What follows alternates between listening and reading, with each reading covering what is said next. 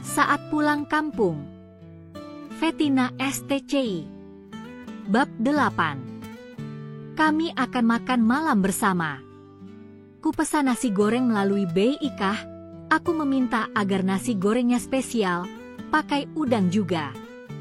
Tapi jangan sampai kelihatan ada udang di situ. Udangnya harus dihaluskan. Aku punya rencana bagi Susi, yang ku tahu dia alergi udang. Jika ia makan makanan mengandung udang, biasanya badannya bentol-bentol besar. Akan kubuat alerginya kambuh. Ayo dimakan dulu nasi goreng spesialnya, ucapku. Wah, enak nih kayaknya, ucap Susi. Kami makan melingkar di meja makan. Aku duduk berhadapan dengan Kang Iqbal, sedangkan Susi ada di sebelahku. Di sebelah Kang Iqbal ada anak-anak kami Hanif dan Hanifa. Kang Iqbal selalu menyorot seseorang di sebelahku. Aku tahu karena ia di depanku. Ia jarang melihat ke arahku. Rasanya sangat perih ketika suami lebih memperhatikan wanita lain yang ternyata adalah istri mudanya.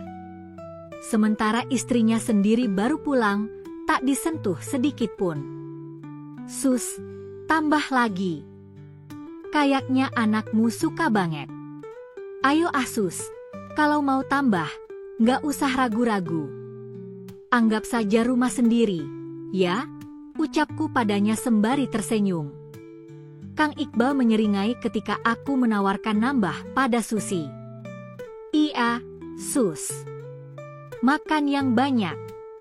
Anggap rumah sendiri, ya, katanya. Kedua anakku menunjukkan wajah tak suka pada Susi dan anak-anaknya.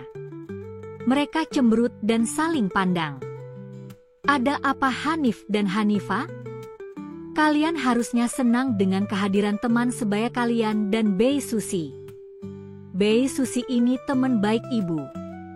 Anggap aja Bei Susi ibu kalian sendiri, ucapku lagi. Kemudian Kang Iqbal malah tersedak. Aku segera memberikannya air dan menepuk-nepuk punggungnya. Kang, kamu kenapa sih? Sampai tersedak gini.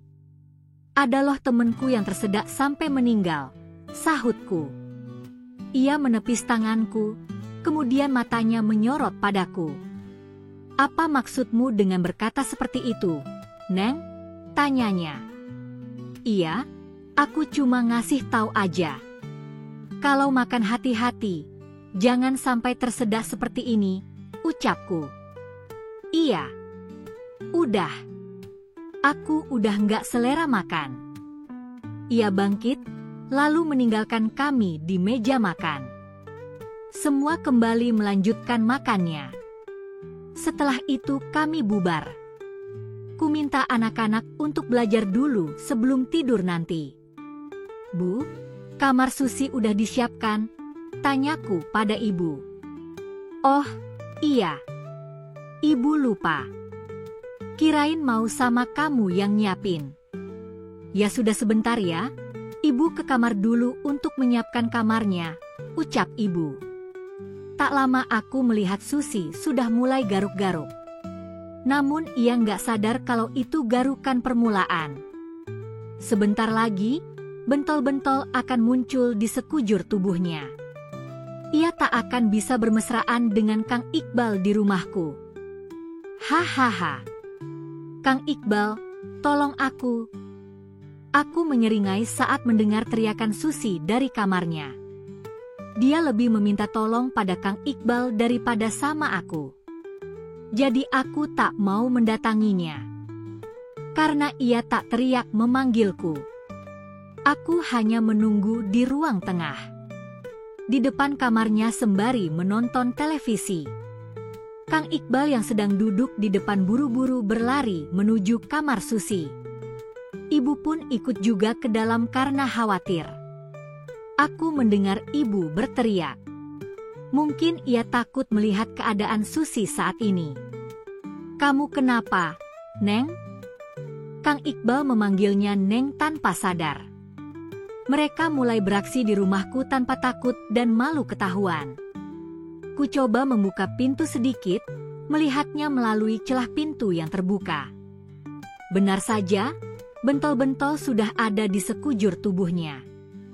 Aku sangat terharu karena bisa membuat Susi yang kegatelan menjadi gatal beneran. Reski, anaknya Susi, jadi menangis melihat ibunya seperti itu. Ibu berusaha menggendong anak itu.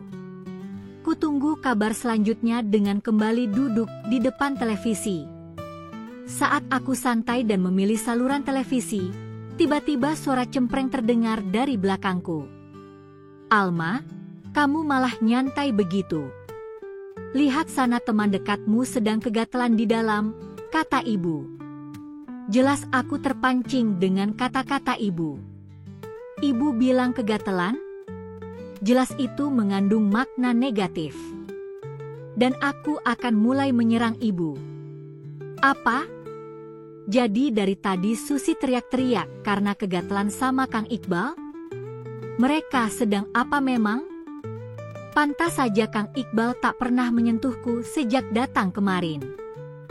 Aku sangat murka sehingga kutumpahkan dengan runutan kata-kata yang ingin sekali kukeluarkan sejak tahu mereka telah menikah. "Alma, kamu sangat lancang bicara seperti itu mengenai Susi dan suamimu. Kamu lihat saja sendiri ke dalam. Lihatlah keadaan Susi," kata ibu. "Oh, salah ya? Jadi Susi tidak bersalah?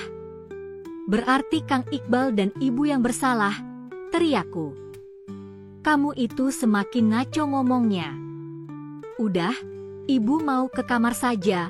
Kasihan cucu ibu ini sudah mengantuk," katanya. Kemudian ibu menutup mulutnya. "Apa? Cucu ibu?